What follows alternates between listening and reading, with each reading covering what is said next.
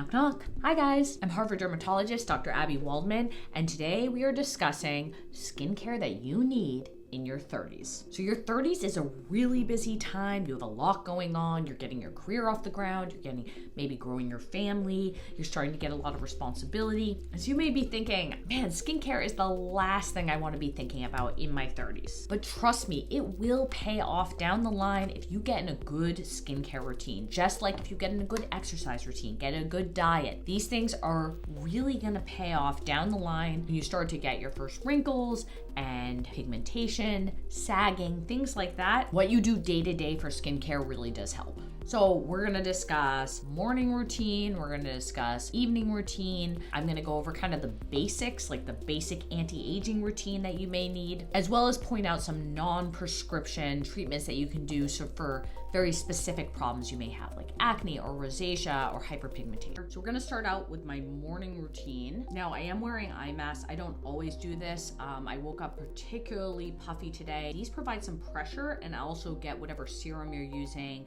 These come with like a hyaluronic acid serum, and they really can improve the hydration under your eyes and increase the penetration of that serum under the eyes. So we're gonna remove these. So in your 30s, vitamin C serum is going to be a big player. It has antioxidant effects. You're gonna put a small amount in your palm and you're gonna apply all over. Vitamin C serum tends to have a little bit of a funny smell. So if you really don't like the smell, what you can do is actually apply it with a cotton pad. You do lose some of the product into the cotton pad if you're gonna do that, but it does help prevent it getting on your hands, which again, some people really don't like the smell. I think it smells kind of like old oranges that you left in your bag. Vitamin C is really gonna help with brown spots, discoloration, melasma, all these things that tend to happen in your 30s. And it's gonna be an added boost for wrinkles. It's an antioxidant, so it actually protects your skin against the sun, which is why it's usually best to use it in the morning. Now you can incorporate it in your evening routine if you want. It can be used twice a day. The main form that you're gonna look for is L-ascorbic acid. This one I like quite a bit from Banish. Again, I'll include links to everything in the description. If you have very sensitive skin or rosacea, you might actually, instead of L-ascorbic acid, look for sodium ascorbyl phosphate as the main ingredient. This is my favorite for that.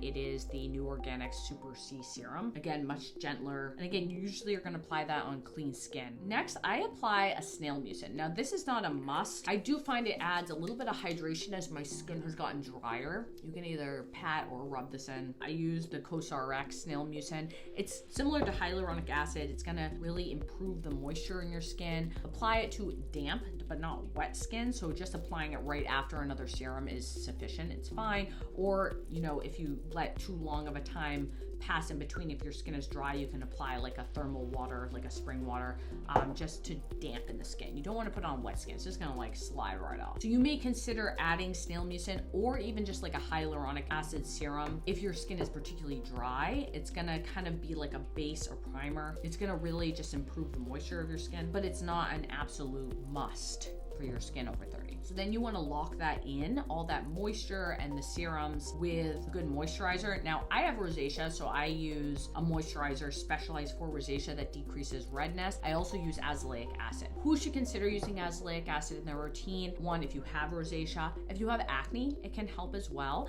and it can help with brown spots. So you may consider adding azelaic acid. I like the one from The Ordinary if you have any of those three things. If you don't, you can leave it out. But everyone should use a moisturizer. I've included some of my favorites in the description, but again, I use this one regularly because it includes some things that help with my lovely rosacea skin. I actually create like a little bit of a smoothie with these and apply them together. I'll apply a few pumps of the moisturizer and then a little drop of the azelaic acid together. I mix them together and make kind of my own moisturizer. You can apply that all over. You'll notice my skin gets red when I put anything on it. Now, I have a dress that kind of goes up high, but I usually do try to get a little bit on my neck and then on the top of my chest too, but again, kind of depends what I have on. Yeah, does everyone need a moisturizer? Everyone needs a moisturizer. I don't care if you have acne prone skin, if you don't feel your skin's particularly dry, if you are gonna be cleansing your face and then putting irritating ingredients, ingredients on, which are gonna help you, but they're also gonna cause a little more dryness and flakiness, it is key to have a good moisturizer. The main ingredients you're gonna look for are ceramides, hyaluronic acid, and dimethicone also is quite hydrating. Now, if you have really dry skin or you're getting like a lot of irritation, skin barrier breakdown, I've also included some skin barrier repair moisturizers. If you have very dry skin, and those can be used sort of as needed, and I will use usually the Cicaplast, the La Roche-Posay balm on an as needed basis if I get like a lot of irritation. I usually use that at night though, not in the morning. And we'll talk about that in a little bit in the evening routine. So last but not least is sunscreen. Do you need to wear sunscreen every day? You know, if you're really inside all day, probably not, but I just say get in the habit, especially if you have rosacea, you really need some sort of protection, like a tinted mineral sunscreen all the time, because even just the light can cause flares.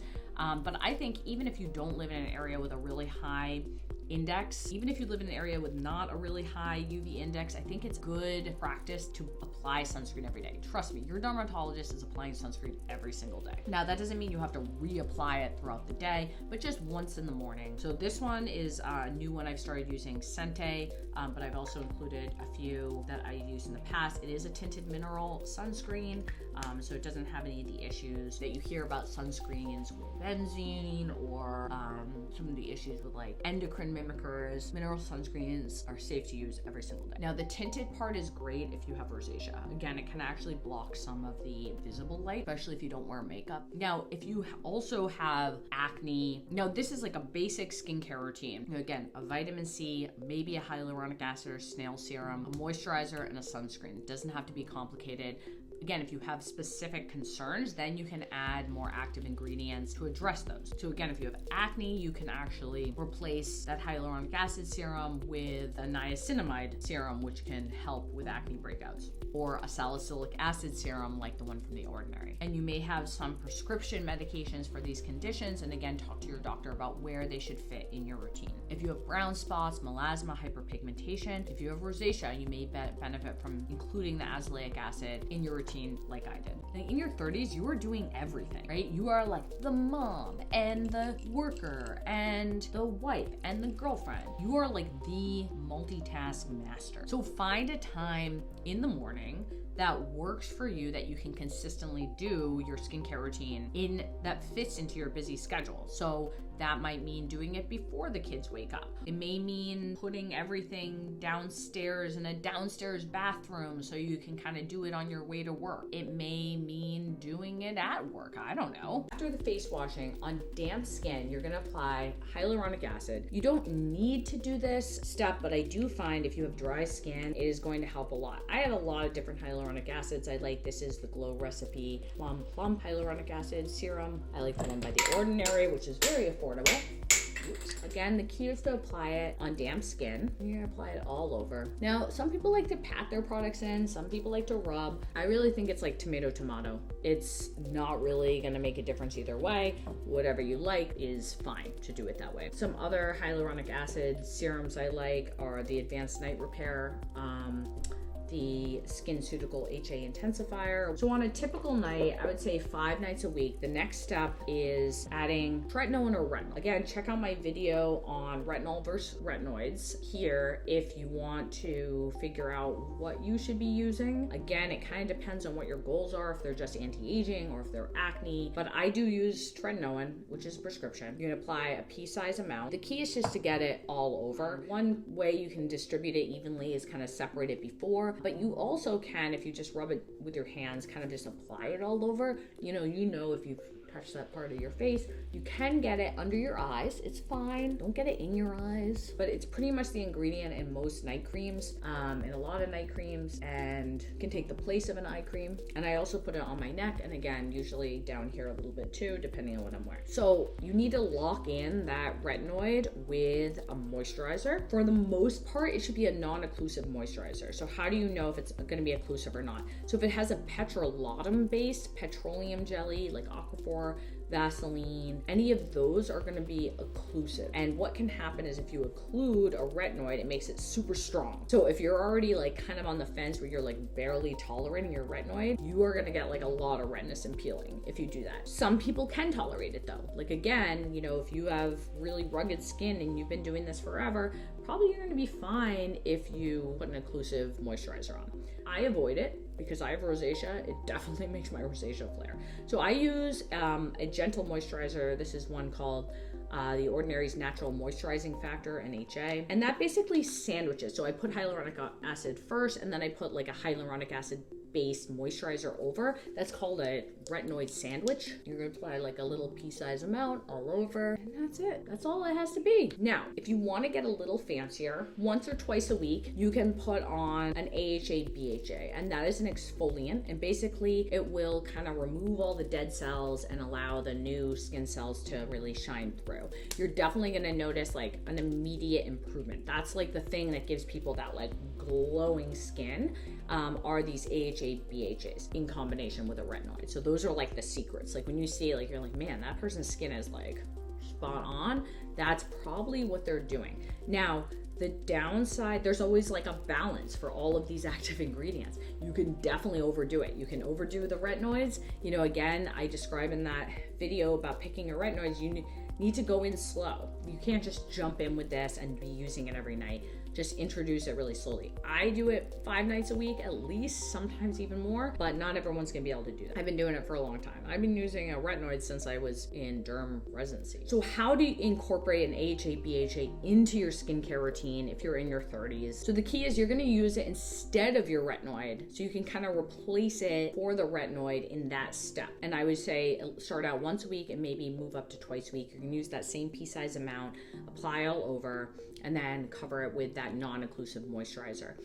I like this one, the Lion Pose 4X Unspotted. It's great for hyperpigmentation if you have issues with hyperpigmentation, because it includes tranexamic acid and azelaic acid, so those combat brown spots. I also love this one by Naked and Thriving Renew, which has glycolic acid and hyaluronic acid together. Like when I use this, I don't put hyaluronic acid on first, I just put this on because it combines the two, and then I just put my moisturizer. So it actually kind of like saves a step. Why do you have to use the glycolic acid at night or the retinoid at night? So the retinoid at night is because the sun will deactivate it. The glycolic acid or AHA BHA is because it just makes skin more sensitive to the sun. So if you're not used to using it and you go out, you're like gonna notice a lot of peeling, redness, and sensitivity. Do expect some amount of sensitivity and irritation and peeling when you start this. This is a routine like you want to get to over the course of like a year. Don't start everything at once. You know, this is going to be like slow and steady wins the race. Introduce one thing at a time. Know you're going to get like a little bit of peeling. Think of it like, you know, you're peeling off your old snake skin. And one last thing about eye gels, because I get a lot of questions about like eye gels, eye serums, eye creams. You know,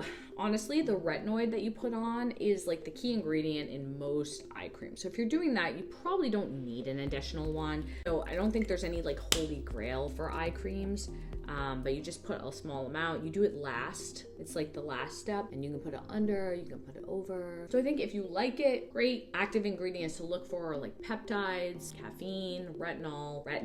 All of those things can help the under eye skin. And then certainly if you have very specific problems, like right in your 30s, you may have like melasma from having kids. You know, you get like your hormones change. So you may talk to your doctor about like a prescription for hydroxyquinone. I've used it in the past for melasma. You can only use it for a few months at a time, but it works quite well, and then kind of change over to just something with tranexamic acid, glycolic acid, and azelaic acid after that 3 months.